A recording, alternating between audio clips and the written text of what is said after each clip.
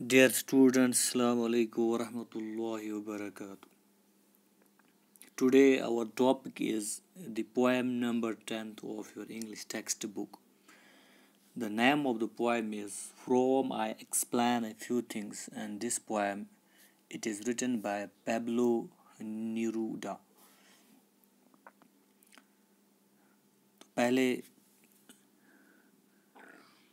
शायर के बारे में कुछ जानते हैं.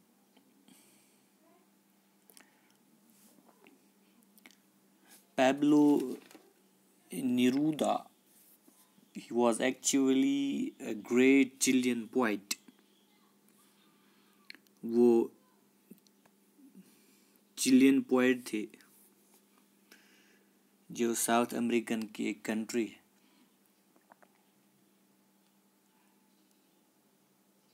And he was sent to Spain on a diplomatic mission. उसको डिप्लोमेटिक मिशन पे स्पेन भेजा गया था. सफारती ड्यूटी अंजाम देने के लिए उसको भेजा गया था in 1933 to 38. And he became very popular in Spain also. अगरचे वो चिली के रहने वाले थे लेकिन स्पेन में भी वो बहुत उसकी पॉपुलैरिटी बढ़ गई. And as a result of this, what happened? Spain में जो ग्रेट पोइट्स थे like Raul, Rafael, Federico became his friends. वो सब उसके दोस्त बन गए. And meanwhile, the Spanish Civil War, it broke out in 1936 and it lasted for about 3 years. 1936 से 39 तक वहाँ पे स्पेन में खाना जंगी शुरू हो गई. And which lasted for about 3 years, जो 3 साल तक चलती रही. तो उसने क्या देखा during that Spanish civil war, और उसी की अक्कासी हो रही इस पोएम के अंदर. इसीलिए पोएम का नाम है from I explain a few things. मैं कुछ एक बात समझाता हूँ. और क्या समझाने जा रहा है? Actually Pablo Neruda he wants to explain the terrible bloodshed, जो वहाँ पे खौफनाक तबाही हुई, खून खराबा हुआ इस खाना जंगी में, उसकी अक्कासी हो रही इस पोएम में. And the poet is deeply shocked. वो बहुत ज़्यादा सदमे में है.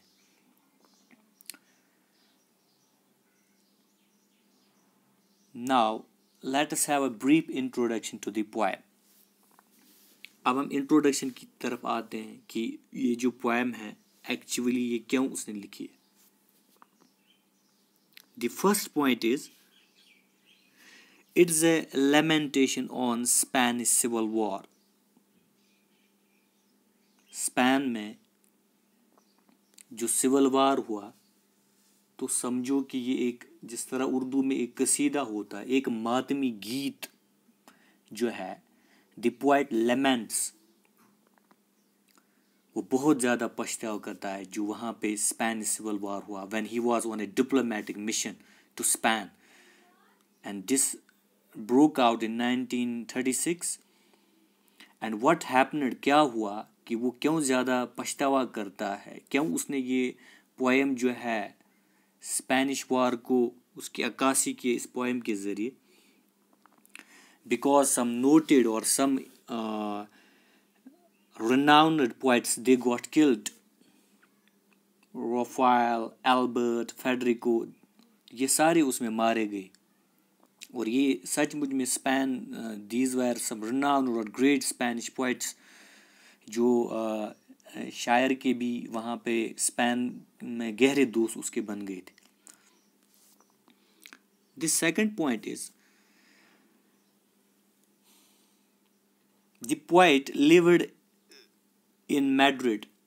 और मैड्रिड जो है, it's the name of Spanish capital, ये स्पेन की राजधानी है. और शायर वहाँ बीचों बीच इस शहर के बीच में रहता था. a symbol of prosperity, beauty and a promising future. there was happiness all around, there was peace, there was beauty, and there was a promising future. सब कुछ ठीक ठाक था, अमन के साथ, लोगों के चेहरे पर खुशी थी और अच्छा खासा फ्यूचर नजर आ रहा था. But what happened? अचानक, suddenly, but the civil war destroyed it. Everything got destroyed. सब कुछ तबाह हुआ. And what happened? The blood gushed out. अब खून बह रहा था. इन गलियों में, इन कोचों में, जहाँ फूल निकलते थे, जहाँ एक अच्छा खासा मुस्तकबल नजर आ रहा था. The blood flowed, gushed out means to flow quickly. From flowers, where from flowers used to burst or sprout. जहाँ फूल खिलते थे, फूल निकलते थे, अब वहाँ खून बह रहा था फूलों के बदले. और इस पोएम में the poet describes despair and devastation through the symbols of jackals, bandits, stones, vipers, blood and bloods. तो इस पोएम में आप पढ़ेंगे कि पैब्लो निरूडा जो है वो कैसे डिस्क्राइब करता है इस पोएम में कि there was no hopelessness, there was devastation, there was tyranny, there was vandalism, willful damage. जो मर्जी थी इन लोगों ने इस शहर को एकदम वीराना बनाया, which was so beautiful. तो इसमें क्या क्या सिंबल्स को यूज किया गया है. जेकॉल्स, कुछ लोग गिररों की तरह थे. Bandits, and somewhere bandits here means robbers, कुछ लुटेरे थे. समवेयर स्टोन्स, कुछ लोगों को वाइपर्स के साथ तशबीह दी गई. They were just like poisonous snakes, means they were wicked, they were cruel, they were bad. Blood was flowing easily, and it was the blood of the innocents, blood of the children, and bloods, और गोलियां भी चल रही थी. These are the symbols which have been used in the poem, जो हम poem में आगे जाकर डिस्कस करेंगे कि ये सिंबल जो है ये क्यों यूज किए गए हैं. और ये सिंबल जो है they are simply the signs of destruction, the signs of devastation, the signs of bloodshed, and the various symbols they have been used for those wicked people, cruel people.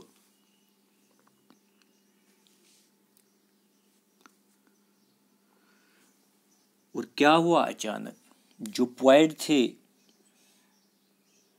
उसके attitude में, उसके behaviour में एक नमाया तब्दीली आई. वो क्या थी? He was composing poems about dreams and beauties of his homeland. वो अपने होमलैंड जो थे उसकी खूबसूरती के बारे में इससे पहले ज़्यादा लिखता था.